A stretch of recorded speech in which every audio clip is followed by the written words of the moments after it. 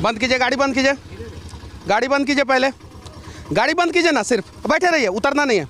गाड़ी बंद कीजिए, गाड़ी बंद कीजिए ना, गाड़ी बंद कीजिए ना। अरे टेम्पुआ बंद कीजिए ना 2 मिनट के लिए। एक हाँ, और ड्राइवर कौन है इसमें?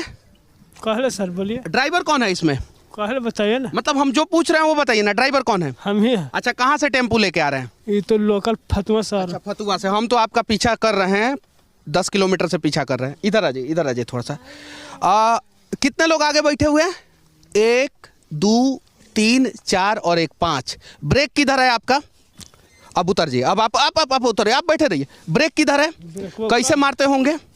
ऐसे टेढ़ होके, ऐसे। तो पीछे जाइए, कैसे मारते होंगे ब्रेक? ऐसे कैसे मारिएगा ब्रेक, बताइए ना। कहले ब्रेकवा तो ऐसे मराता है सर। कैसे 5 आदमी को जब आगे बैठाइएगा तो कैसे ब्रेक मारिएगा? मिल गया रास्ता में तो। ठीक है, मिल गया, पता है रोड में न चलता क्या? किसी भी रोड में चलता है।